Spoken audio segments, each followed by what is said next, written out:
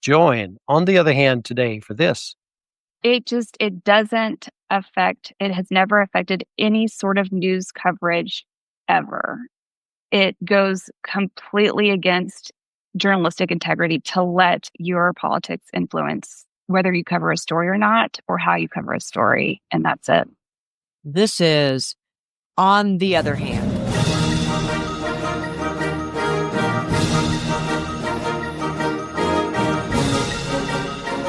A podcast that features community leaders in Arkansas and elsewhere sharing their views and experiences on how to make our relationships and communities better. Hello, and welcome to On the Other Hand. I'm your host, April Chatham Carpenter, and I'm here today with my co-host, Glen White. On our podcast, Glen and I interview community leaders in Arkansas and elsewhere who help work towards solutions across various political or other divides, or who in other ways try to make things better for our communities. And we have someone today who's doing just that on our interview list. So, Glen, tell us who we have with us today. Yeah, April, I'm really excited at who we have today. We're very pleased to be talking with Eliza Hussman Gaines, who is a fourth-generation leader in the newspaper industry and currently the publisher of the Arkansas Democrat Gazette, which, as most of you know, is our premier central Arkansas newspaper and online news source. Eliza earned her bachelor's degree in English and a master's degree in mass communication from the University of North Carolina. She serves on the boards of the University of North Carolina Hussman School of Journalism and the Media Foundation, the Southern Newspaper Publishers Association Foundation, the Gladney Center for Adoption, and several others. So she's very involved in the community. She also served as the 2023-24 president of the Arkansas Press Association Board. Her family's business, WEHCO, W-E-H-C-O, she can clarify that pronunciation for me, publishes several daily and weekly newspapers here in Arkansas as well as in Missouri and Tennessee. So with that impressive resume out of the way, welcome to On the Other Hand, Eliza. Thank you so much for having me. We're happy to have you here. So, Eliza, you heard what I said about you. I know there's more to you than that. So is there anything else about you and your biography that you could add to our description? Maybe, how you describe yourself, your background, what led to your current work, just basically anything you want us to know about you. Well, that was a really good overview, but I would just add that I did not always think that I would get into the business side of the newspaper. I was an English major, and so I was very excited about writing and working in the newsroom. And I had some reservations about working on the business side. I was worried that I wouldn't be able to use my creativity. And I told my father that, who was the publisher at the time, and he said, "You have no idea how creative you'll have to be working in a business and making those decisions and adapting, especially in the news business." And he was exactly right. And I have never been bored working on this side of things. And so I got my master's in mass communication from UNC with a focus on business and media. So it's a nice combination of the two. Did you grow up in Little Rock? I did, yeah. Okay. All right. Anything about your early life that maybe you want to share with us or that you think is important in determining who you are now?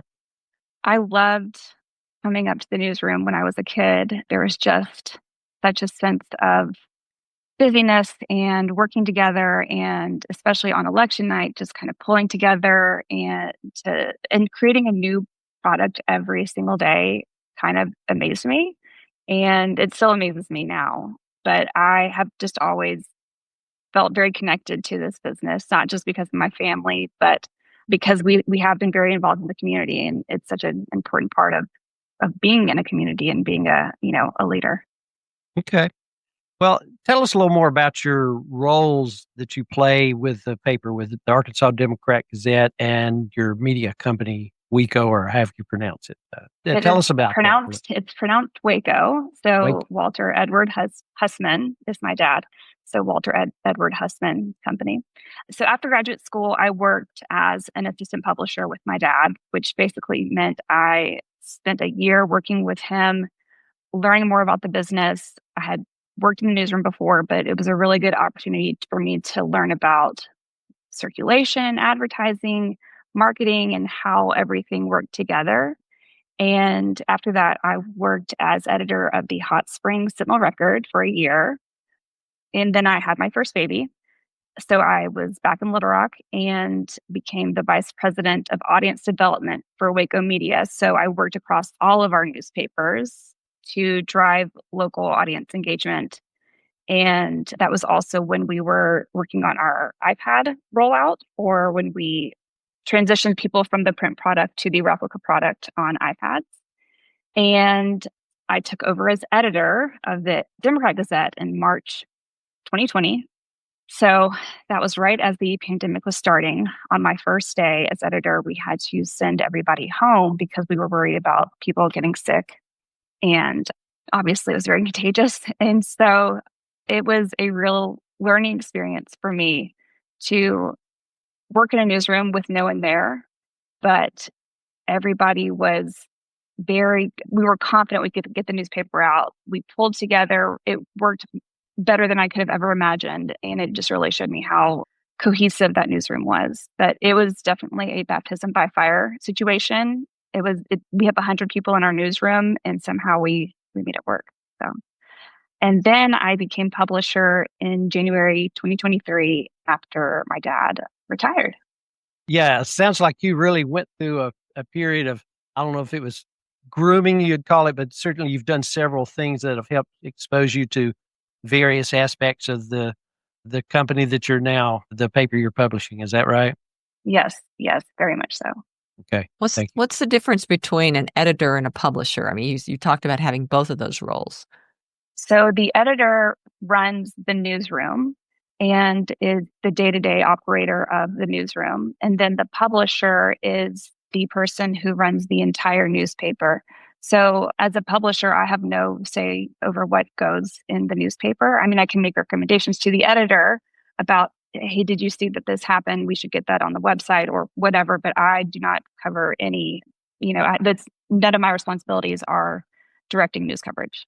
Also, I'm on the editorial board now as publisher, and whereas I wasn't before because that would have been a conflict as editor.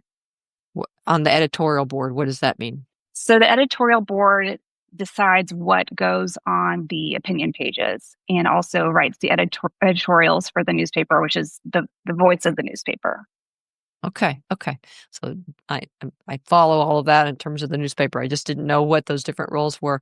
I noticed at North Carolina, the School of Journalism and Media Foundation is it named after your family, the Hussman? So the Hussman School, the journalism school, is now the Hussman School, and that was in 2019. The school was named after my family. Yes, after I graduated. So my dad went to UNC, my sister, my cousin, my aunt. It's a big part of our lives. And that's where we learned the foundations of journalism and the principles that really guide our newspapers now.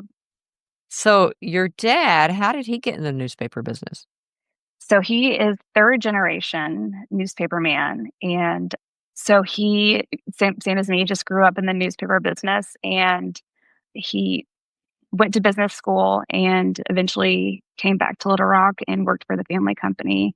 And it's just been his life's work. He is so dedicated to providing fair, accurate news to people. It's just been his life's work. And now he is retired, but he started a organization called the Center for Integrity and News Reporting and has taken that on. And it has grown and gotten a lot of support across the country. And so I'm really excited to see where he goes with that.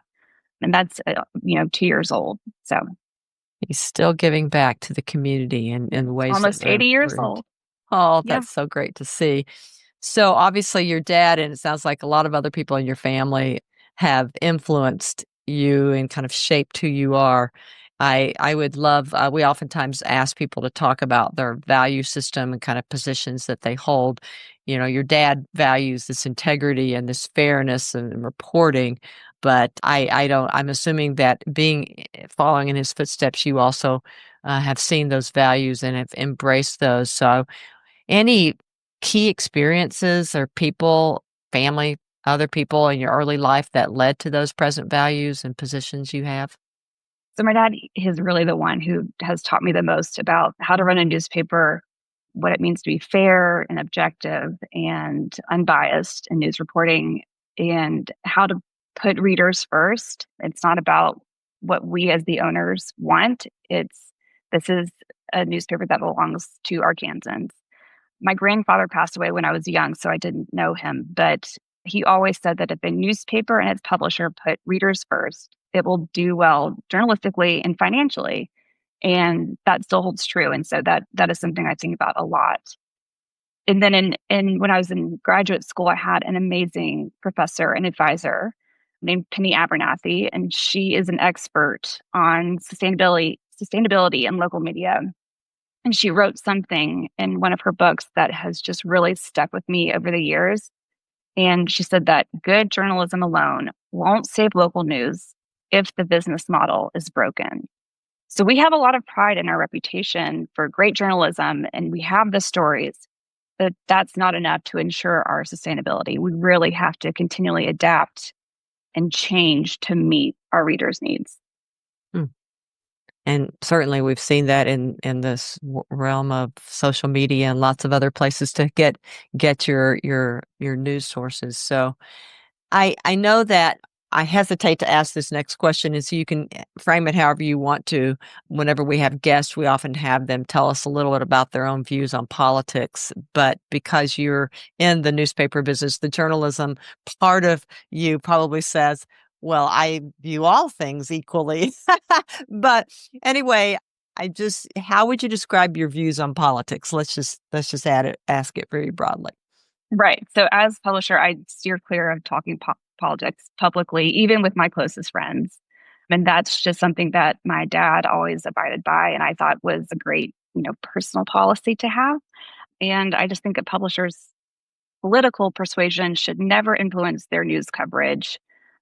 I also think that we're living in a extremely polarized time politically, which is why unbiased journalism is so important right now. I also believe in the free marketplace of ideas. So that is why we publish both liberal and conservative columnists in our newspaper, and we accept letters from everybody. And we're very open to providing a place where there's open discussion and debate. It has never affected any sort of news coverage ever. It goes completely against journalistic integrity to let your politics influence whether you cover a story or not, or how you cover a story, and that's it. Let's talk about things in a more broad fashion. The free press, one of our constitutional things early on is I think they call it the fourth estate, right? The free and independent press, free speech. That's been an essential element of our society from its founding. And yet now we've got so many threats to the press. There's factors such as how many news media we have out there. If you can count news media as people who have a blog or a podcast or any number of things, basically anybody with access to the internet can pose somewhat as a journalist or as a source of news. So that means the quality varies quite a bit. And then you've got problems, as you know, there's always been some degree of propaganda throughout history, but it has really reached avalanche proportions in our digital environment now. So misinformation, disinformation. Then you have social media with its algorithms. Now we've got artificial intelligence. It's getting to the point where there's vast distrust across the board in news media. So gosh, what a challenge to one of our constitutionally protected endeavors. So how do you and the paper at the Arkansas Democrat Gazette handle those challenges? And, what comes to mind? How do you handle it? We make it very clear to our journalists, to our readers, to anybody working for our organization, what our values are. We have a statement of core values that's published on page 2 in all of our newspapers every day. And we stand for objectivity, for fairness, for separating news and opinion. And that's something that we hold, very dear. And if something in our newspaper contains an ounce of opinion, it is labeled as such. We watch for language that could be perceived as editorializing. And we're very, very careful to make sure that it's not just that we look like we're being fair, that we're actually being fair. Readers don't want to feel misled. They don't want to feel like we have some sort of agenda. And so I think people nowadays are really tired of being fed biased information, and they see right through it. And so I think that there's now an appetite for just the facts, just give me the facts and let me make up my own mind from readers. Okay. And I hear what you're saying, and I totally agree. I mean, I think we'll mention this later, but certainly there's plenty of evidence that your paper historically has done an excellent job at being balanced, being fair. And yet, despite that and how much you try to do that, you may be more optimistic than I am and some others about how well people are seeing through what's happening. There's clearly a lot of negative influence from various sources. So, is there anything that y'all do other than just count on the integrity and quality of your product? Are there ways that you try to address, let's say, if someone elsewhere in media complains about or articulates a misunderstanding of what you're covering? Are there ways that you respond to that? We respond to every reader complaint that we get. It's if you send us an email, if you call us, we will talk to you. We'll explain how we decided to cover a story or why we covered this way. And sometimes, if it's a wire story, it comes from AP or another news source, and we didn't catch a piece of biased language that was in there. We will say that was a mistake, and we should have caught that, and I'm sorry. And that does happen. But we'll get calls that someone will say, "Well, you're a liberal rag," and in the same day, we'll get a call saying just the opposite. So that shows me that, you can't please everybody, and we can just abide by our standards of journalism and do the best we can. What are your thoughts going forward about how not just your paper, but society, America, journalism, the press and the media at large, how can we maintain the role of the free press in our society since there are so many threats against it now? And there may be limits to what quality and integrity can do for that. What are your thoughts? I mean, trust in the media is such a massive problem. It feels like it's impossible to turn it around. But I would say that's more for mainstream media. I feel like local news is more trusted, and we've seen the research on that. Pew does a survey every year, and local news has higher trust than national mainstream media. But I think it's you have to explain to readers your reporting process. I think a lot of people don't understand the mechanics of a newsroom and how much work goes into reporting every single day. And I also think it's important to teach media literacy to every age group to understand how to spot fake news or how to fact check and make sure you're consuming the actual facts and not just, propaganda, as you said. Another thing that I know is an important factor in the work that you all do. Arkansas has one of the best Freedom of Information Acts in the country. There's been recent controversy about it, though, because there have been some recent laws passed by the state legislature that appear to limit its scope. There's attempts to now get an initiated act into the Constitution that would assure that the key elements of the Freedom of Information Act are maintained on an ongoing basis. So could you give us, our listeners, a little review of the whole issue there and what your perspectives are about the Freedom of Information Act in Arkansas? FOIA is a nonpartisan issue. It's every taxpayer has the right to access public information about how the government operates and about government officials because the people in the government, they work for the taxpayers.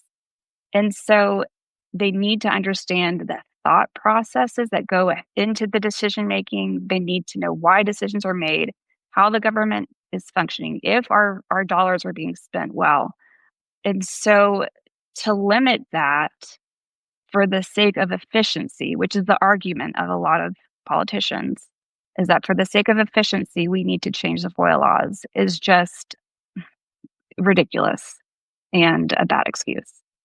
The argument that's given a lot is that there are some bad actors who will ask for records, voluminous amount of records, and the time that it takes a government official to gather those records, copy those records, give the records. However, those are several bad actors that not happening every single day, and it's not the majority of the FOIA requests. So I just think that argument is one that is used a lot, but that's the job. I mean, that's the government's job, even if it is voluminous. Then hire more people to handle FOIA requests. That's information that we deserve to access as taxpayers.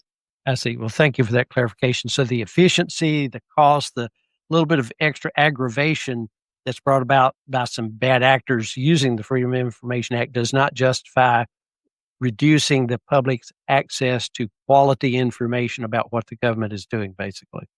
That is a great way to put it. Okay. All right. All right. Let's get into one other big issue that's coming up now, and that's artificial intelligence.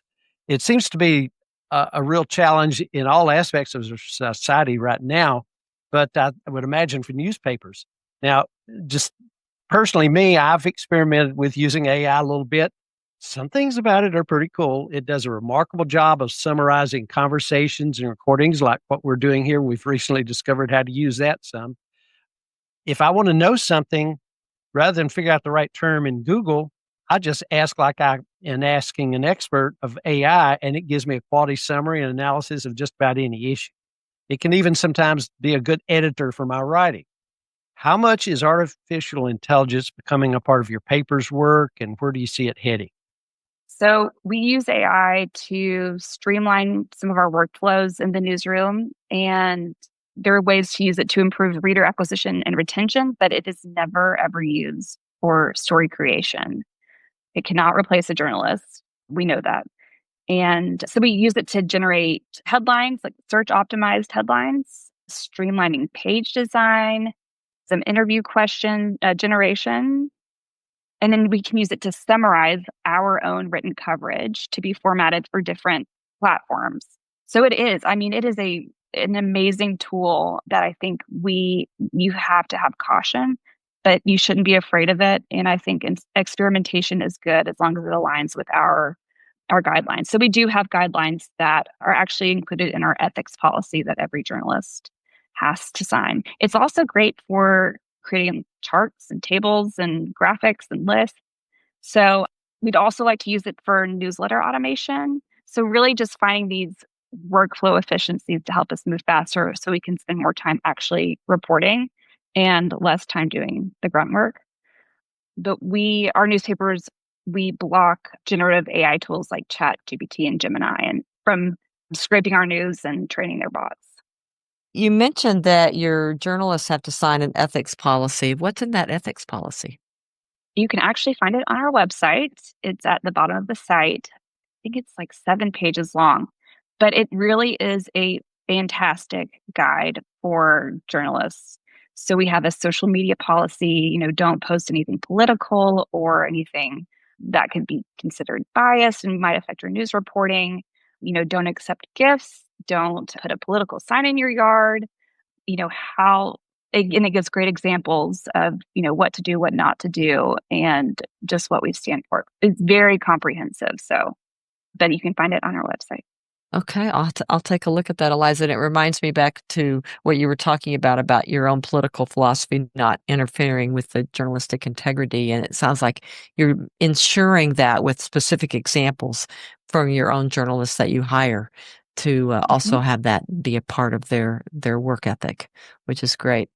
So I want to go back to your business model a little bit. You mentioned earlier learning that a good business model is as important really as the journalism side of things. And your paper serves as a model in how to survive as a local media source, even when you have competition. So when I first lived in Arkansas, there were 2 papers, right?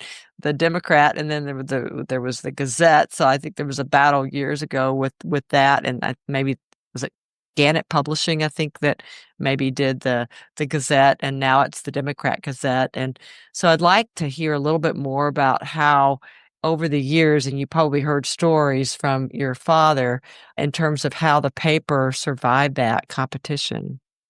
Yes, so I was 4 when we became the Arkansas Democrat Gazette. So I don't remember a lot from that time, but I have heard so many stories over the year about how, we won that war. And basically, we doubled down on our journalism. I mean, and now we refuse to compromise the quality of our journalism for the sake of saving. So I think just heavily investing in your core product, it seems like a no-brainer, but that's it.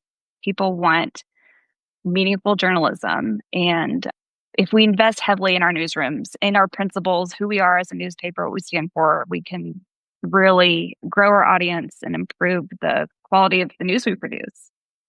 So investing in the product and the people, it sounds like, and keeping the readership in mind, which is something you said early on in the interview. So are there other lessons that you've learned that inspire how you manage the news organization now?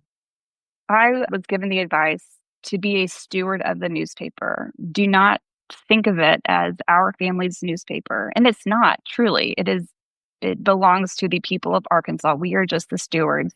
And so if we treat our newspaper as much as a public trust as a business, then we'll really serve the people of Arkansas, and they will appreciate that and support us. And I think that has really served us well because people have seen what's happened across the country to local newspapers, and they travel around and they see what, if there is a newspaper in the community, it is not as substantial as ours is. And so we hear a lot, thank you for doing what you do.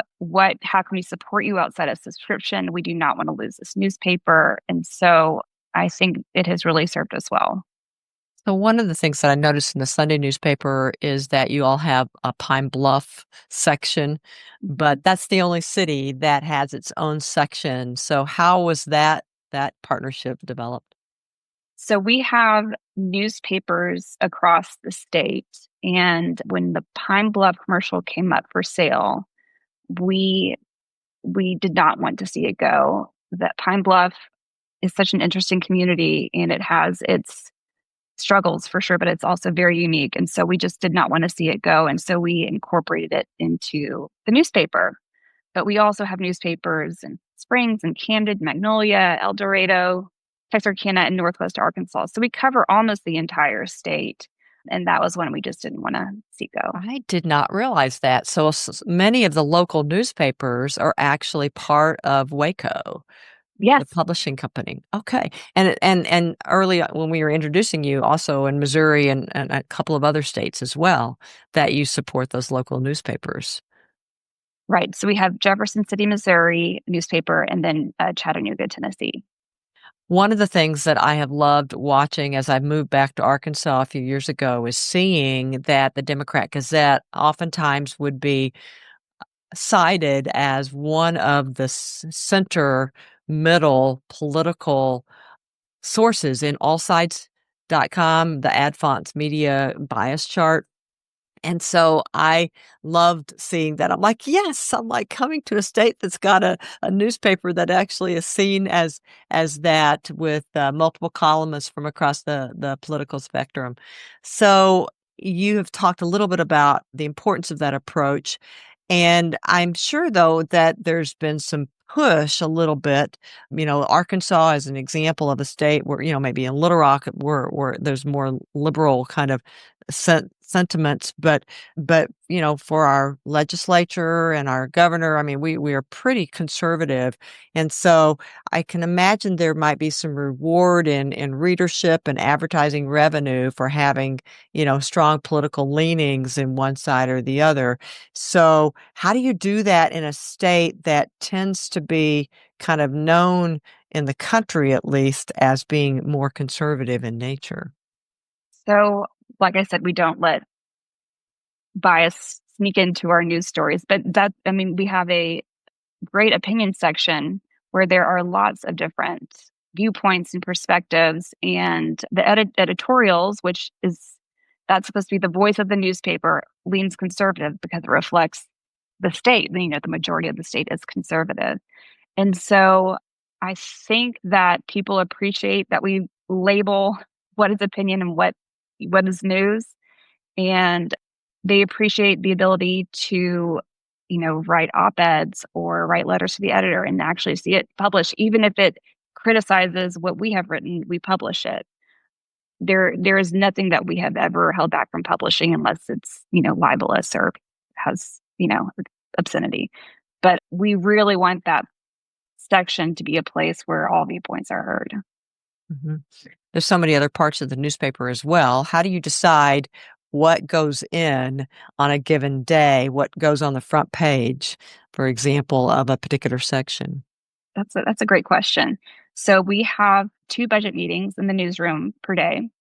There's one in the morning to go over what the top stories of the day are, what's happening, talk about what we think might be on the front page for the next day. And then there is a second meeting in the afternoon to finalize what the top 5 stories are that will be on the front page for the next day. And that can change, depending on what happens late afternoon or, if there's breaking news that's extremely important that happens at, 10 o'clock at night, we'll have to switch things around. But basically, the way we decide is what stories do we think would be most relevant to the people living in our state, to our readers. So we'll have a mix of national and Arkansas and even local stories that appear on the front page that we think people will be most interested in reading and is most relevant to their lives. So a balance between local and national, and some of the national stories are going to be AP generated. Correct. Okay, so not all of your national stories are I don't know what percentage, are written by your local your journalists in terms of stories. Yeah. So all of our national stories are from The Wire, so AP or, another large national newspaper. And so we have a Wire editor who will sometimes combine articles from different sources to create one more cohesive story. So it might be the Washington Post and the AP, she took pieces from each to make it a really cohesive story. And she is the one who edits out that bias, and because it can sneak in sometimes, like I said. And so she does a great job of choosing, how to do that, how to combine the stories. And those are the ones that appear in our national news. Well, that's it for the first part of April and Glen's conversation with Eliza Gaines. We'll continue this conversation in the next episode, so be sure to check out part 2. And remember that On the Other Hand offers dozens of other interviews like this one. You can find our On the Other Hand podcast inside your favorite podcast app or on the podcast page of the Braver Angels Arkansas website at arkansas.braverangels.org. Thank you for joining us on today's edition of On the Other Hand, which was the first part of our conversation with Eliza Gaines. On the Other Hand is sponsored by Braver Angels in Arkansas. Music was composed by Randall Standridge of Jonesboro, Arkansas, and was performed by the University of Northern Colorado Symphonic Band, Dr. Richard Main, conductor. From your host, Glen White and April Chatham Carpenter, join us in working to make our relationships and communities better.